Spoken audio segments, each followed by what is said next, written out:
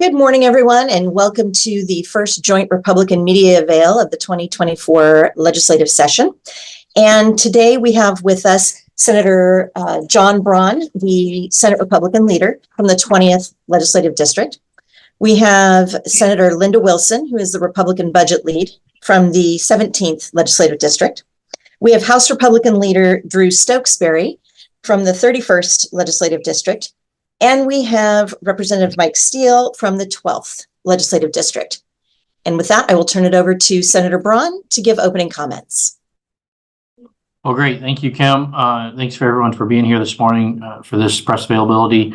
I'm just going to make a few comments and we'll get and then turned over to Representative Stokesbury.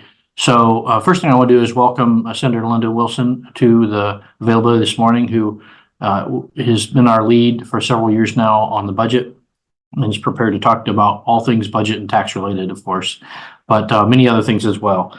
And the only other thing I'd say is because everyone here has heard me say this many times before, is we continue as we work our way through session to look at virtually every bill through the lens that we think is most important to the people of the state of Washington, focused on public safety. Is the bill before us going to make our communities and our families safer around the state of Washington? Is going to reverse the trend on both violent and nonviolent crimes to get worse and worse in our state and improve safety across our state? Or is it going to make it worse? Simple question.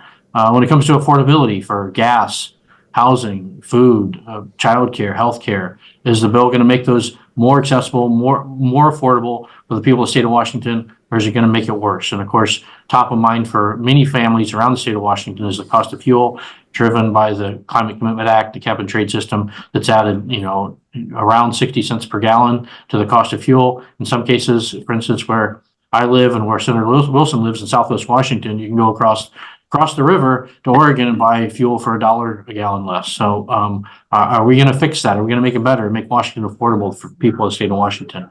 And the third one is, what are we doing to make the future better for the children of the state of Washington? And this runs the gamut from I mentioned child care, both the cost of child care, but also access to child care, the K-12 system. Are we addressing learning loss? Are we getting kids the education they need and they deserve to have a great future? But even more, are we operating the services that support vulnerable children? The juvenile criminal justice system, is it safe? Is it getting kids back on a good path? Our child protective services, is it keeping children under their supervision safe and free from fentanyl overdoses, as an example? Is our foster care system working? So there's a ton of stuff to work on there, but fundamentally the lens is, are we doing things that are making the future for the children of the state of Washington better, or are we making it worse? And if we're making it better, we're in support. If we're making it worse, we're gonna oppose it. So it's really as simple as that. Again, I'll welcome everybody this morning, and I will turn it over to Representative Stokesbury to introduce himself and the House. Well, thanks, Senator Braun. As I think most of you know, I'm Representative Drew Stokesbury, House Republican leader. I have with me Representative Mike Steele, our new Deputy Republican leader. I don't have a whole lot to add to that. I just want to highlight two things. At the end of last week, Representative Andrew Barkis from the 2nd District, who is our transportation lead, he's a ranking member on the House Transportation Committee, he introduced a bill, a bipartisan bill, House Bill 2348, that a lot of Republicans and several Democrats are supporting. That bill is in response to the State Patrol's kind of abysmal failure to deal with the freeway shutdown in I-5 in Seattle, dealing with pro-Hamas Palestinian protesters. I think a lot of folks were disappointed by the State Patrol's response there. All of us believe in freedom of speech, but that begins to stop when you are creating a danger for yourself and others. And there's plenty of ways to express support for Hamas, as objectionable as some of us might find that, without blocking state freeways. And so Representative Barkis's bill, House Bill 2348, would toughen penalties for folks that organize those kinds of disruptive demonstrations. The other big event in the House that I want to highlight happened yesterday on the House floor. The first of 6 provisionally certified initiatives has been officially certified. It's Initiative 2113. It would revert some of the police pursuit laws to what existed before the changes in 2021. That initiative to the legislature was officially certified by the Secretary of State on Thursday. And under the House's just sort of normal calendar, that meant on Monday, yesterday, it was formally referred to committee. We made a motion from the floor that would have required the Public Safety Committee to hold a hearing. The state constitution, as many of you may know, Article 2, Section 1A says that initiatives to the legislature shall take precedence over all other measures other than budget measures. And so, we believe that language has to mean something. Reasonable minds can disagree about what precisely it means, but it certainly must mean something. The framers put it in there. It has to mean something. And so our position is that one way you could satisfy that requirement is to require that public hearings be held for each of these initiatives that gets certified. That's not something we do for normal bills, and that's why it would probably satisfy the constitutional requirement, because that would show that the legislature is making sure these initiatives take precedence over all other bills by guaranteeing a hearing. So House Republicans made a motion from the floor yesterday to do just that, to instruct the Public Safety Committee to hold a prompt public hearing. Unfortunately, the motion failed. Every House Republican supported the idea of holding a hearing, but every House Democrat voted to oppose instructing that committee to hold a hearing. So that's somewhat disappointing. 420,000, 430,000, somewhere in that neighborhood. Washingtonians signed the initiative. House Republicans think that the legislature has a moral obligation to hold a hearing and understand why 400,000 Washingtonians signed it. Figure out if we made a mistake. I think we did, but we should at least hold the hearing and learn more. And we also have got, like I said, a constitutional obligation to ensure these measures take precedence over ordinary bills. Unfortunately, House Democrats disagreed. They voted unanimously to oppose instructing the committee to hold a hearing. But House Republicans will continue to ensure that these initiatives are thoroughly discussed and considered by the legislature as the Constitution requires. So that's all I have for now, and happy to open it up for questions at this point. Thank you. So we have a couple of new members of the press joining us today, and I just wanted to give everybody an idea of how this will work. So every member of the press who is joining us will get an opportunity to ask a question and a follow-up. And so I will start with Claire Withicombe from the Seattle Times. Go ahead, Claire.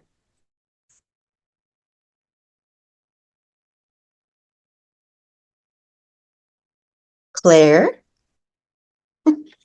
Hi, sorry, I'm having issues with my sound this morning.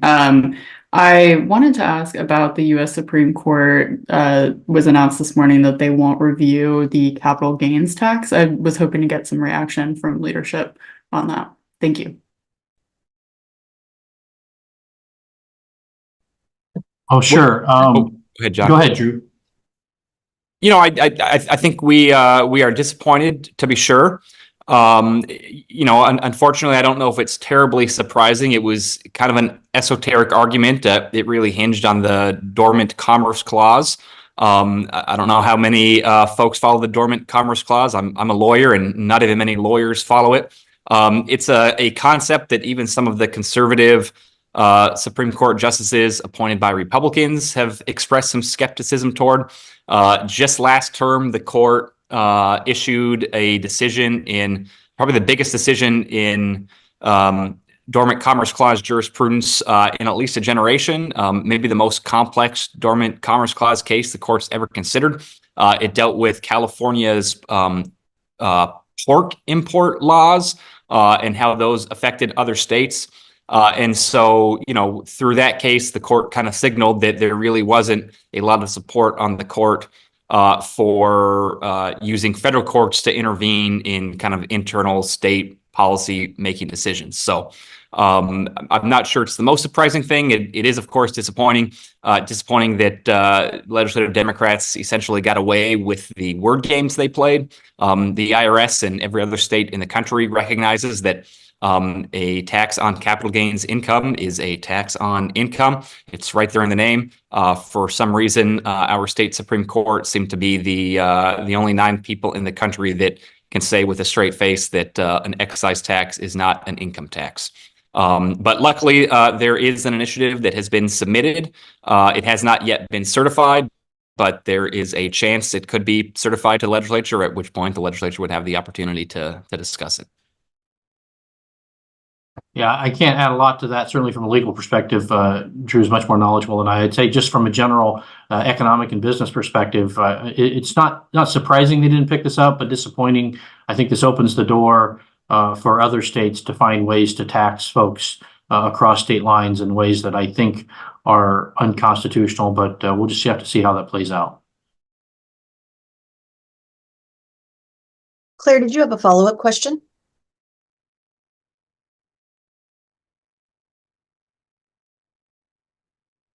Okay, we'll go ahead and move on with Shauna Sowersby from McClatchy. Good morning. I actually just wanted to ask about some of the AI bills that are coming forward this session. I know that Wynn and Rep. Couture have the AI task force. Orwell has the what is it? The images bill that's out. So I just wanted to get kind of your general thoughts on if your side of the aisle is going to be supporting any of those AI bills coming up this session. Yeah, I think that I don't think these are all that controversial. And there's some parts of the task force bill. I mean, you correct me, I think it's like 42 people or 54 people. It's a crazy number of people. It's hard for me to imagine that would be super effective as a task force. But the idea that we should step back and think through this issue and how states should engage and make sure we do it in a way that is thoughtful and helpful rather than to it's a fine line. We want to be careful as we develop artificial intelligence capabilities, but we don't want to be so careful that we fall behind other nations. This is not just an economic matter; it's a national security matter. And I think probably we come to the conclusion, or I think at least on the face, it seems like we come to the conclusion this ought to be dealt with at the federal level. But at the very least, start by looking at it and start by thinking through the issues. That makes sense to me, and I think it makes sense to a lot of my colleagues in the Republican caucus in the Senate. And then the other bill, and there's a few of them out there. I know Senator Rivers has one. I think Senator Mullen also has one that deals with essentially AI pornography and I think that we're likely to support that. That seems wrong, whether you're using AI or other means to pursue that type of activity, and we ought to stop it. I'd follow up on that. I actually had the Clark County prosecuting attorneys contact me about the AI with children. They're with the Children's Justice Center. And so they're very concerned about that. In fact, I almost ran a bill myself. So I think, as Senator Braun said, this is an important issue for our children. We need to be paying attention more to what's going on with the children in our state. And this would be a good step forward. I'll echo Senator Brown and Senator Wilson as well. I have talked with Representative Couture about his bill. He was asking me about it over the interim. He's been working on it since almost the end of last session. He has some good ideas. I think his approach is a thoughtful one, which is let's go slowly. Let's not overregulate out of a desire just to get attention and headlines. And so I think his approach of putting together a broad-based task force is a prudent one, just to make sure all of the folks that are involved in different aspects of generative AI are able to, work together and work with policymakers to help policymakers understand, both upside and downside risks. So I anticipate if Travis's bill continues to move, that Republicans will support that. I'm not familiar with the bills in the Senate that Senator Braun mentioned. I'm also not familiar with the Representative Orwell bill you mentioned, Shauna. The one that I am a little bit familiar with is from Clyde Shaver's out of the 10th district. I think his approach is very wrong-headed. I think that is an example of somebody who just wants to regulate or propose regulations in order to get some attention. I think that that would be very dangerous for the economy of Washington to go the direction he wants to go. Washington has been blessed to be home to a number of really highly innovative technology companies. I think that has provided a lot of other benefits to our state and our economy, even for folks that don't work in tech, and to stifle the state's biggest and best industry at an early juncture, I think is really wrongheaded. And I think most Republicans will end up opposing Clyde Shavers' bill. Shauna, did you have a follow-up question? Nope, that's it. Thank you. Okay, great. So next we will go to Drew Mickelson from King TV. Go ahead, Drew. Good morning. There are a number of bills coming up regarding firearm laws. Sorry, my phone just fell over. At 10:30, the House is listening. Can you hear me okay? Sorry, Yes. I thought are you there still? We can hear you Yes. fine. Go ahead. Okay, great. Some firearm bills are coming up for debate this morning in the House. Reporting lost or stolen guns, also a limit of one gun purchase a month. They're calling that a bulk gun purchase law. What can we expect from your caucuses on those gun related issues and other ones that are going to come up this session?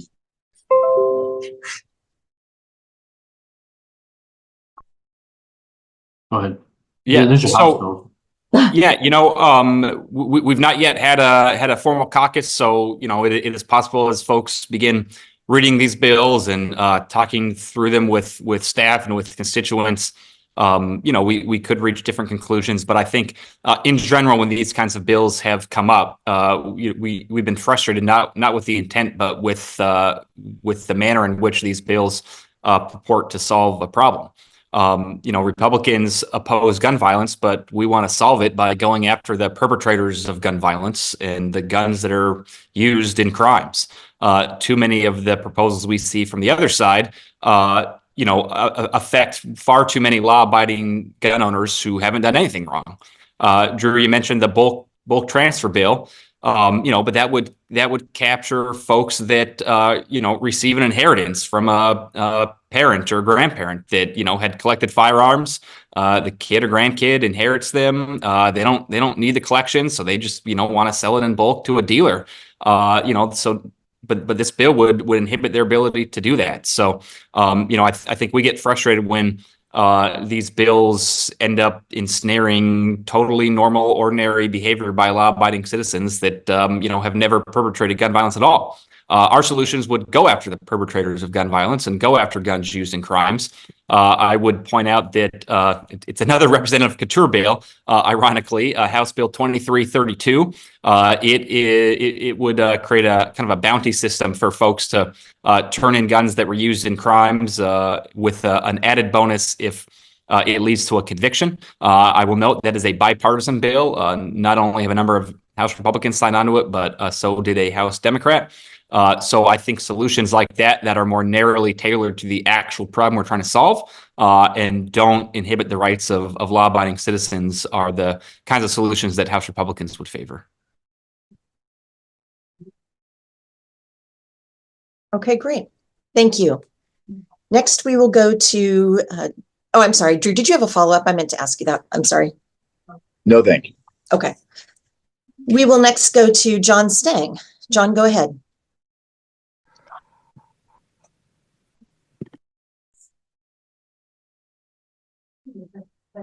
Okay, thanks, John. So we will go to Jeannie Lindsay from KUOW. Good morning. I wanted to ask about the initiatives. Obviously, the effort to require a hearing did not, Democrats didn't support that. I just wanted to ask if you can speak a little bit more about the significance of why a hearing is important. I mean, we're in a 60-day short session. You guys have a lot to tackle, and ultimately, the initiatives that qualify will end up on voters' ballots. So can you talk a little bit, I guess, about why it's important to have a hearing or why that's an important push?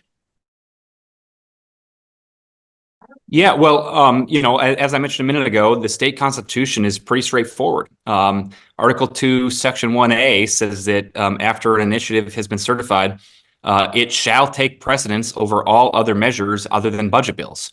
There's a couple different ways you could interpret that, and the House and the Senate have some discretion in sort of how they apply that. And so our proposal was to say that we could apply that by holding a hearing.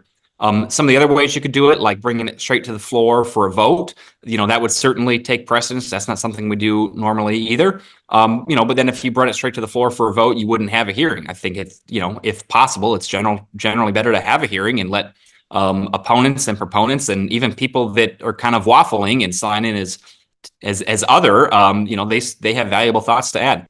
So, our opinion was that requiring a hearing was the best way to balance the normal legislative process with the heightened precedential requirement that the Constitution lays out. So, and unfortunately, the reason that Representative Fitzgibbon, the House Majority Leader, gave on the floor for not doing that was that the legislature is too busy with other bills, and that is sort of the exact point I was trying to make.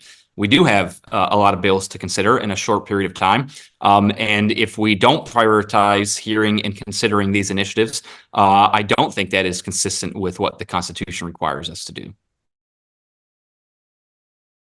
Yeah, I just add, and I agree with the desire for a hearing. Maybe we take a slightly different tactic in the Senate, but nonetheless, it's really important that we pay attention to these bills. Drew laid out the constitutional reasons for doing it, but just our responsibility to the voters. Look, 400,000 plus voters signed this initiative. That's a very, very hard thing to do. Just look at our history in recent years of initiatives, either to the people or the legislature. It's been pretty sparse. So we have this one that's already certified. We have potentially 5 more for a total of 2.6 million signatures. That's a very big deal. We owe it to the people of the state of Washington. Like the idea, don't like the idea, it doesn't matter. We should be paying attention. And one of the best ways to pay attention is to hold a hearing and hear from folks about their thoughts on in this case, the Pursuit Initiative, but if the others are certified, those initiatives as well. And there's a lot. I don't think folks always recognize the historic nature of this. Haven't had an initiative of the legislature all that often. We've rarely had 2. We've only once in our state's history had 3, and we have potentially 6. If we're really going to do what the Constitution requires and prioritize these, we need to get started sooner, not later.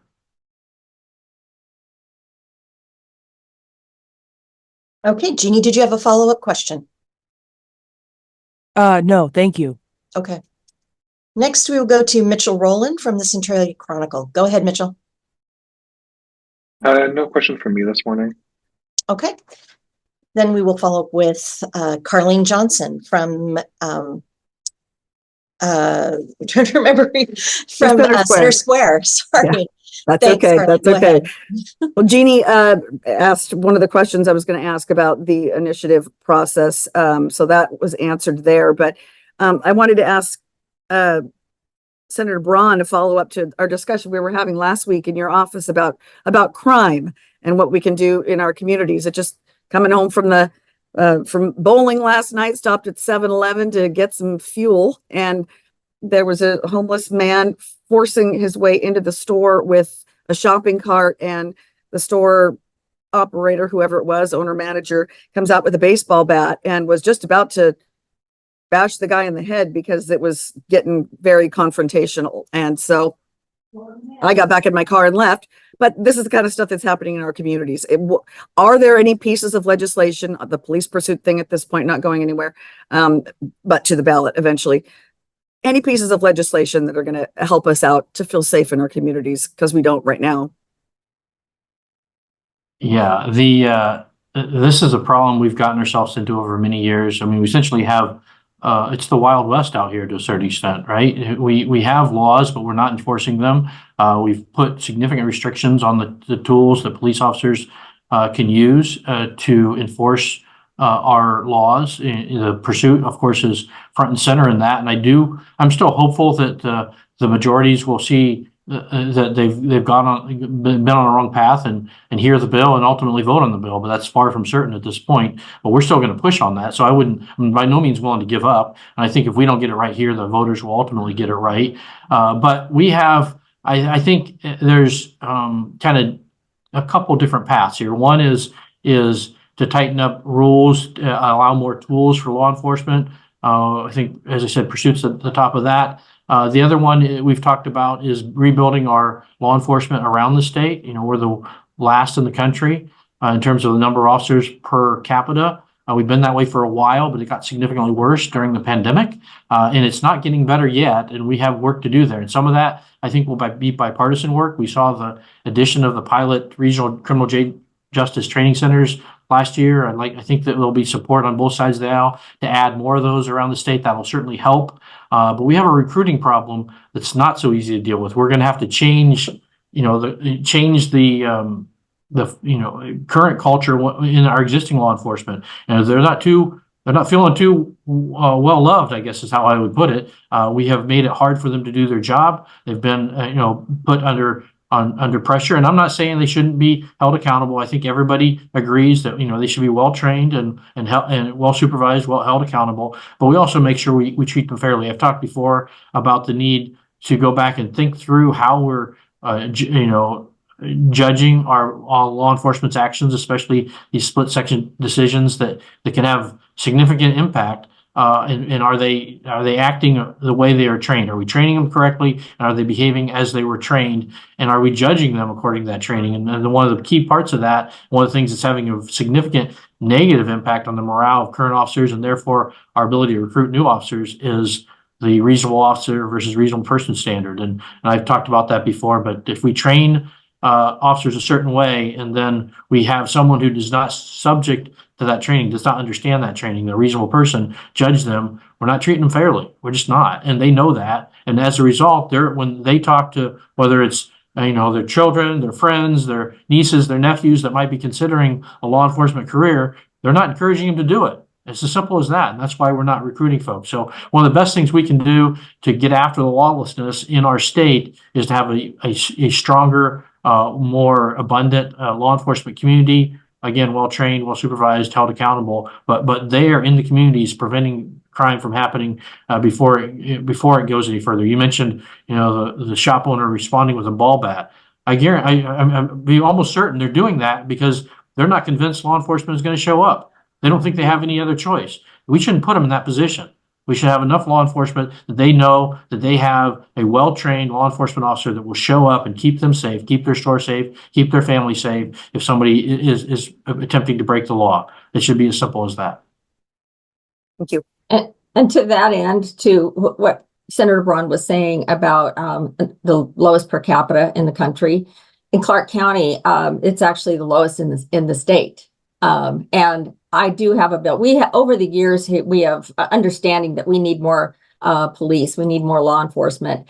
Over the years, we've had a lot of bills that are trying to help fund local cities, to help the counties, to help encourage and give them more money to bring in more people.